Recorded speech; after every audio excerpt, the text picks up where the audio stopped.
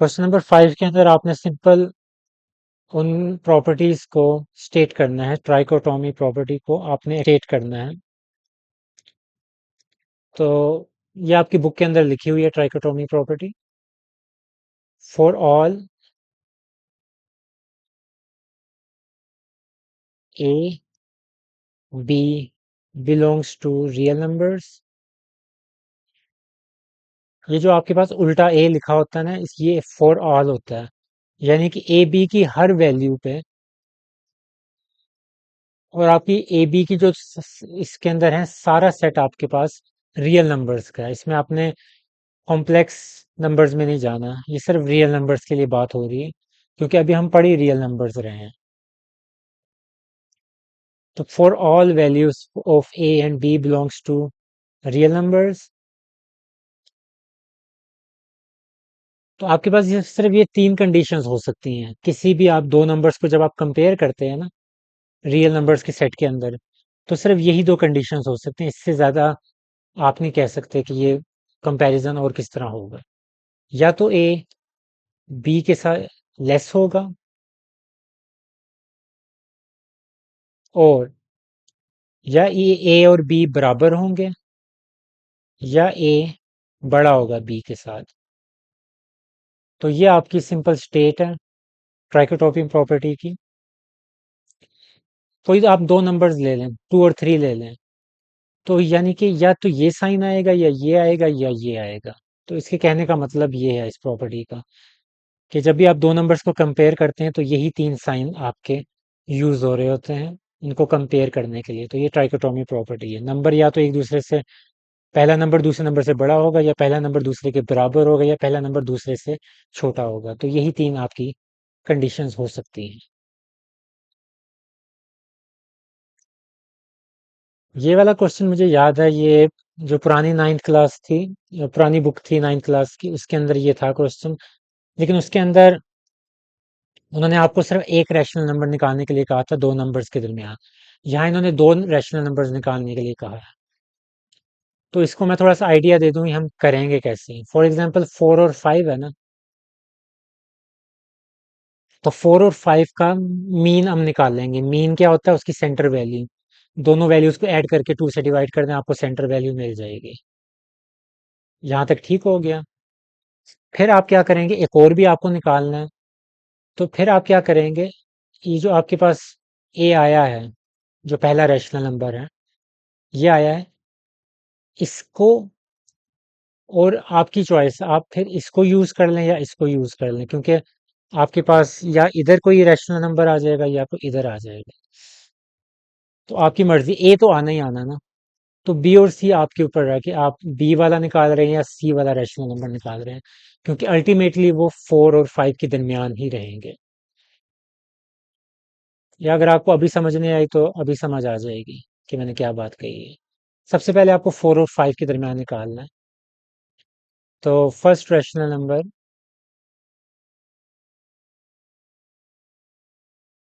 Q basically rational numbers को denote करने के लिए हम यूज करते हैं।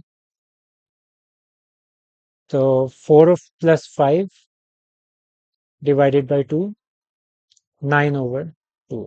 इसमें आपने याद रखना है कि आपने डेसिमल में कभी भी नहीं जाना, क्योंकि रैशनल नंबर्स की बात हो रही है, P/Q की फॉर्म हम हमेशा डिस्कस करते हैं, तो इसमें आपको डेसिमल में जाने की जरूरत नहीं है। तो ये आपका पहला रैशनल नंबर आ गया।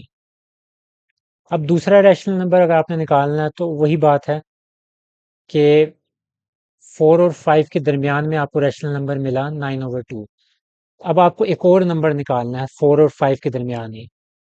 तो या तो आप 9/2 और 4 के दरमियान निकाल लें, और या आप 9/2 5 के दरमियान निकाल लें। तो बात तो एक ही है।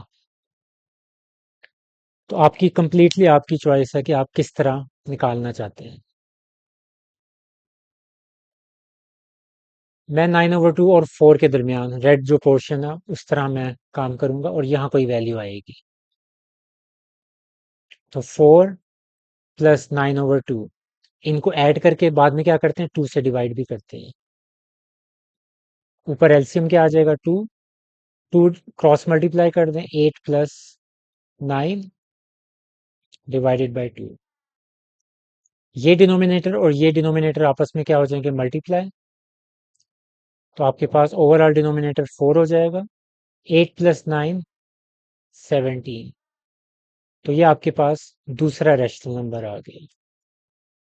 तो 9/2 और 17/4। तो ये आपके दो रैशनल नंबर्स हैं रिक्वायर्ड। अगर आप एक और भी निकालना चाह रहे हैं तो निकालने की ज़रूरत नहीं है, लेकिन अगर आप सेकंड रैशनल नंबर इसके ज़रिए निकाल रहे हैं तो आपको 9/2 + 5 करना पड़ेगा और डिवाइडेड बाई 2। ये अल्टरनेट है सोल्यूशन सेकंड रैशनल नंबर के लिए, कि आप 9/2 और 5 को ऐड कर रहे हैं और डिवाइडेड बाई 2 कर रहे हैं। तो ये 2 और क्रॉस मल्टीप्लाई करेंगे तो 10/2, तो 19/4 हो जाएगा। अगर इस तरह निकालना है तो इस तरह भी निकाला जा सकता है। सेकंड रैशनल नंबर की बात कर रहा हूँ। पहला तो आपका हमेशा यही आएगा कि जो आपको नंबर्स दिए हुए हैं उन्हीं का आपने मीन निकालना है। लेकिन सेकंड के लिए आप रास्ते अलग अलग कर सकते हैं। ये वाला क्वेश्चन देखने में थोड़ा सा मुश्किल लग रहा होगा, लेकिन है नहीं। सबसे पहले हमें ये देखना है कि इसके जो रूट है वो क्या है, 5 है। तो 5 वैल्यू है, तो इसका मतलब क्या हो जाएगा, जब आप इसको एक्सपोनेंशियल फॉर्म में लेके आएंगे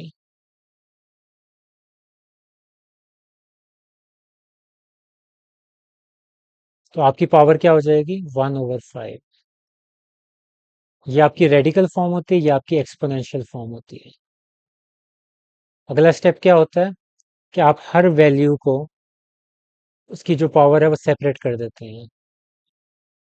15 1/5, y 35 और बाहर 1/5, z 20 और पावर 1/5। यहाँ कैंसिलेशन कर दें, 5 1 ज़ा 5, 5 3 ज़ा 5 1 ज़ा 5, 5 7, 5 1 ज़ा 5, 5 4। तो ये जो आपके पास है, ये आपके पास अब पावर्स रह गई हैं। x की पावर 3 रह गई, y की पावर 7 और z की पावर 4। ये आपका आंसर है। सबसे पहले इसको एक्सपोनेंशियल फॉर्म में कन्वर्ट करते हैं।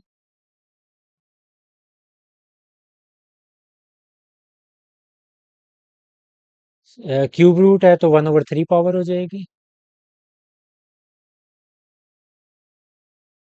अब 27 को हम कैसे लिख सकते हैं, ये 3 के टेबल से होता है, तो 3 की पावर 3 होती है बेसिकली 27, क्योंकि 27 3 से ही डिवाइड होता है बार बार। तो 3 की पावर 3 हो जाएगी, 3 दफ़ा 3 आ रहा है आपके पास। तो 3 पावर 3 2x, और आपके पास बाहर क्या है, 1/3।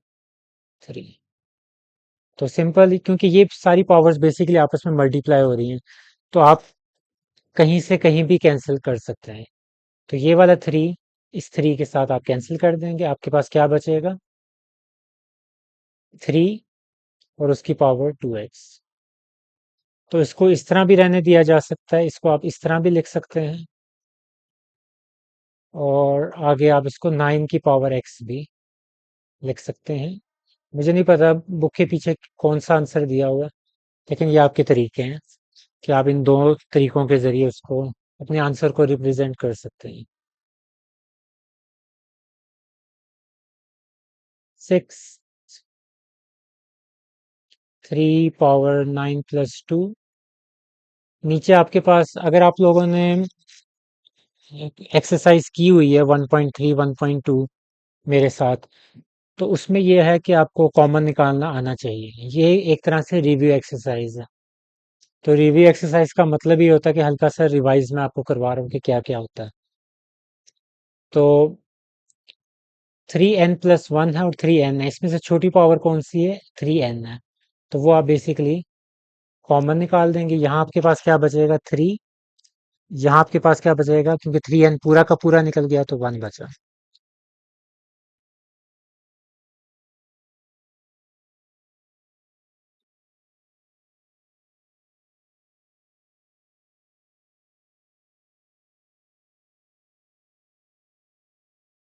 यहाँ से इसकी कैंसिलेशन हो जाएगी, टू वन ज़ा टू, टू थ्री ज़ा।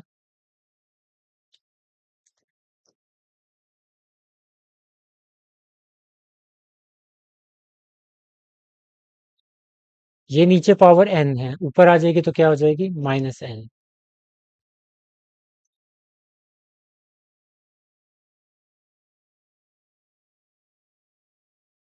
तो थ्री स्क्वेयर आपके पास 9 होता है, 9 3 ज़ा 27। ये आपके पास है। अब मुझे पता है कि कुछ स्टूडेंट्स को यहाँ से समझ नहीं आई होगी ये। अगर नहीं समझ आई तो इसका एक तरीका ये भी होता है। सिर्फ इस पॉइंट के ऊपर मैं फोकस कर रहा हूँ। 3n+1 -3n है ना। तो 3n+1 का मतलब क्या है कि आपके पास, अगर इसको आपने सेम बेसिस में अलग अलग करना है तो कैसे करेंगे, 3n और 3 पावर 1। ऐसे ही होता है ना, क्योंकि अगर आप सेम बेसिस होती है, पावर्स ऐड हो जाती हैं। और उसी का हमने रिवर्स काम करके उसको अलग अलग लिख दिया। अब इसमें से क्या कॉमन आ रहा है, 3n। तो बाहर निकालना है। यहाँ क्या बचा, 3। 3 पावर 1 3 ही हो गया।